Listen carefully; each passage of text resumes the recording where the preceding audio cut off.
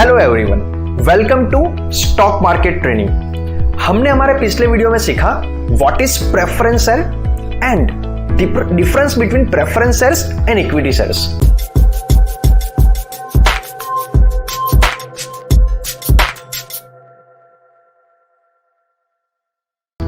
Today's topic is types of preference shares, in which we will cover types of preference shares and difference between them.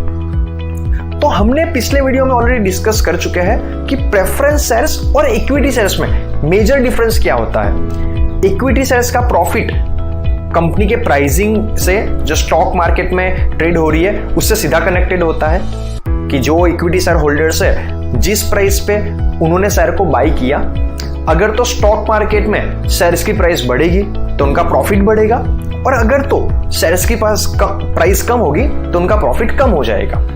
लेकिन preference shares के case के अंदर थोड़ा सा अलग होता है। उनका प्रॉफिट कनेक्टेड होता है कंपनी के डिविडेंड से, कि कंपनी कितना डिविडेंड उनको एवरी ईयर प्रॉमिस कर रही है। और बहुत सारे टाइप्स के प्रेफरेंस शेयर होते हैं। आपका प्रेफरेंस शेयर कौन सी टाइप का है ये हम कैसे फाइंड आउट कर सकते हैं? बाय रीडिंग शेयर सर्टिफिकेट, कि जो टर्म्स एंड कंडीशन है वो किस प्रकार की है और कंपनी ने जो प्रेफरेंसेस आपको इश्यू किया है वो कौन से तरीके का है। तो कौन कौन से टाइप के प्रेफरेंसेस हो सकते हैं उसे हम समझते हैं। सबसे पहले जो डिविडेंड देने का तरीका है, या तो वो कम्युलेटिव है या तो नॉन कम्युलेटिव है। What is meaning of cumulative? चलिए हम एग्जांपल से समझते हैं। मान लो आप कंपनी ने आपको एक प्रेफरेंस शेयर दिया जिसमें 14% का डिविडेंड प्रॉमिस करा गया और जिसकी मैच्योरिटी 10 ईयर की है। कंपनी 10 साल तक आपको 14% डिविडेंड देती रहेगी और वो कम्युलेटिव टाइप का डिविडेंड है। तो इसका मतलब क्या हुआ? मान लीजिए कंपनी ने पहले साल अच्छा प्रॉफिट अर्न किया, आपको उसने 14% डिविडेंड दिया। दूसरे साल भी अच्छा प्रॉफिट अर्न किया, आपको 14% डिविडेंड दिया। Third year may be company अच्छा प्रॉफिट जनरेट नहीं कर पाई, तो कंपनी आपको थर्ड ईयर डिविडेंड नहीं दे पाई। तो भी कंपनी को चौथे साल के अंदर जो थर्ड ईयर का डिविडेंड मिस हुआ वो भी 14% देना पड़ेगा और फोर्थ ईयर का 14% भी देना पड़ेगा। मतलब अभी कंपनी को टोटल 28% डिविडेंड देना पड़ेगा चौथे साल के अंदर।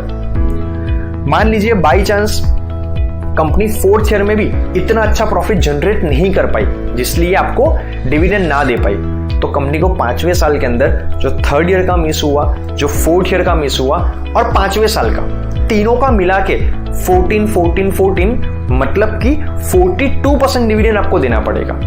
तो इसे कहा जाएगा cumulative type dividend. And second is उससे उल्टा नॉन कम्युलेटिव, कि अगर तो कंपनी किसी साल के अंदर प्रॉफिट नहीं जनरेट कर पाई तो कंपनी उस साल आपको डिविडेंड नहीं दे पाएगी, तो कंपनी को उसको अगले साल नहीं देना है। एग्जाम्पल, अगर कंपनी ने 2 साल अच्छा प्रॉफिट अर्न किया तो दोनों साल के अंदर 14% उसने आपको डिविडेंड दिया। Third year company profit generate नहीं कर पाई तो कंपनी आपको थर्ड ईयर डिविडेंड नहीं देगी। तो चौथे साल के अंदर कंपनी को जो थर्ड ईयर का मिस हुआ वो डिविडेंड नहीं देना पड़ेगा। तो ये बहुत इंपॉर्टेंट है कि आप अपना शेयर सर्टिफिकेट जरूर से पढ़िए कि आपको पता चल जाए कि जो आपको डिविडेंड मिलने वाला है वो किस प्रकार का मिलने वाला है। तो डिविडेंड अलग अलग टाइप के हो सकते हैं। Second, convertible and non convertible, मतलब कि after some period of time, जो पहले से प्री डिफाइन होता है, उसके बाद आपके प्रेफरेंस शेयर्स कॉमन शेयर्स के अंदर, ऑर्डिनरी शेयर्स में, इक्विटी शेयर्स में कन्वर्ट हो जाएंगे। तो अगर आप चाहो तो उनको स्टॉक मार्केट पे ट्रेड भी कर सकते हो। तो कन्वर्टेबल टाइप के प्रेफरेंस शेयर्स होते हैं और दूसरा नॉन कन्वर्टेबल, जो कॉमन शेयर्स में कन्वर्ट नहीं हो सकते। तीसरा, रिडीमेबल एंड नॉन रिडीमेबल, जिसे हम परपेचुअल भी कहते हैं। ना व्हाट इज रिडीमेबल? कि जो मैच्योरिटी टाइम एक बार कंप्लीट हो जाएगा उस टाइम के बाद कंपनी को आपके प्रेफरेंस शेयर्स को बाई बैक करना पड़ेगा जिस प्राइस पे उसने आपको इश्यू किया था। एग्जाम्पल के तौर पे मान लो आपको कंपनी ने 100 रुपए की प्राइस पे शेयर को इश्यू किया था और 10% डिविडेंड प्रॉमिस किया था 5 साल के लिए। तो 5 साल वो एवरी ईयर 10 रुपीज का डिविडेंड देते रहेंगे और आफ्टर 5 इयर्स कंपनी को 100 रुपए के अंदर उसको वापस से रिडीम करना पड़ेगा। And what is non redeemable? कि जहां पे कंपनी लायबल नहीं है कि वो आपसे कंपलसरी बाई करे ही करे, but according to the companies act 2013 perpetual shares are not allowed. आज कंपनी ऐसे शेयर्स नहीं इश्यू कर सकती है कि जो वापस से बाईबैक नहीं करेगी। All preference shares must be redeem with in 20 years. 20 साल से कम टाइम के अंदर हर एक कंपनी जिसने प्रेफरेंस शेयर्स को इश्यू किया है उसको वापस से बाईबैक करना ही पड़ेगा। उसके अलावा कॉलेबल टाइप के प्रेफरेंस शेयर्स भी आते हैं। What is callable? कि आफ्टर प्री डिफाइंड डेट वो एक कॉल लेंगे कि उनको कौन सी प्राइस पे उस शेयर को बाईबैक करना है। तो रिडीमेबल और कॉलेबल में आप कंफ्यूज ना होइएगा। कॉलेबल का मतलब क्या है कि एक डेट के बाद वो एक कॉल लेंगे कि वो कौन सी डेट के ऊपर और कौन सी प्राइस के ऊपर उसको बाईबैक करेंगे। और in the case of redeemable वो पहले से डिसाइड हो जाता है कि इतने साल के बाद हम उसको कंपलसरी वापस बाईबैक कर लेंगे। उसके अलावा एडजस्टेबल रेट प्रेफरेंस शेयर कि जहां पे कंपनी कोई फिक्स डिविडेंड प्रॉमिस नहीं कर देती है, डिविडेंड को लिंक कर लेती है डिफरेंट टाइप के इंटरेस्ट से। क्यों? क्योंकि उनको एक रिस्क बच जाता है डिविडेंड देने का। बहुत सारी कंपनियां ऐसे ही करती है कि जो SBI का MCLR रेट आएगा उसके प्लस हम आपको 5% दे देंगे, उसके प्लस 3% दे देंगे, तो कहीं ना कहीं पे कंपनी की लायबिलिटी कम हो जाती है। तो एडजस्टेबल रेट टाइप के प्रेफरेंस शेयर आते हैं। उसके अलावा participating preference share and non participating. What is participating? कि जहां पे पार्टिसिपेटिंग शेयर होल्डर्स को एक्स्ट्रा बेनिफिट मिलेंगे जो कुछ बेनिफिट कॉमन शेयर होल्डर्स को भी मिलते हैं। जैसे कि पहला एग्जांपल लेके चलते हैं, एडिशनल डिविडेंड का बेनिफिट। कि सपोज कीजिए मान लो कंपनी ने प्रेफरेंस शेयर इश्यू किए थे और हर साल उनको 10 रुपीज का डिविडेंड प्रॉमिस किया गया था, लेकिन कंपनी ने काफी अच्छा प्रॉफिट अर्न किया, तो कंपनी ने कॉमन शेयर होल्डर्स को, जो इक्विटी शेयर होल्डर्स है, उनको 12 रुपीज डिविडेंड दिया।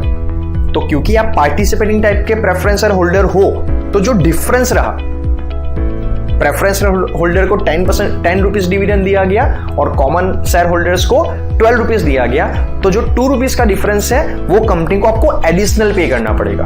तो आपको ये एडिशनल बेनिफिट मिल सकता है। दूसरा एडिशनल बेनिफिट कि कंपनी का मान लो लिक्विडेशन हुआ।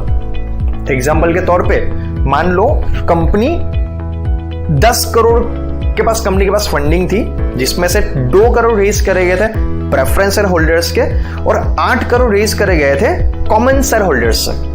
मतलब कि 20% पार्ट था प्रेफरेंस शेयर होल्डर्स का और 80% पार्ट था कॉमन शेयर होल्डर्स का।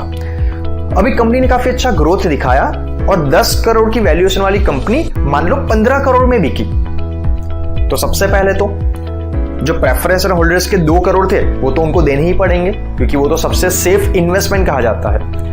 अभी जो रिमेनिंग 13 करोड़ बचे, क्योंकि 2 करोड़ पहले से प्रेफरेंस शेयर होल्डर्स के थे, कंपनी 15 करोड़ में बिकी, तो जो रिमेनिंग 13 करोड़ बचे, क्योंकि कंपनी के इनिशियल वैल्यूएशन में प्रेफरेंस शेयर होल्डर्स का 20% पार्ट था, तो 13 करोड़ का 20% मतलब कि 2.6 करोड़ उनको एडिशनल मिलेंगे। तो अगर तो आप पार्टिसिपेटिंग टाइप का प्रेफरेंस शेयर होल्डर हो तो आपको कितने मिलेंगे? 2 crore plus additional 20% that is 2.6 crore, आपको टोटल 4.6 करोड़ मिलेंगे। और अगर तो आप नॉन पार्टिसिपेटिंग टाइप के शेयर होल्डर हो तो आपको सिर्फ 2 करोड़ ही मिलेंगे।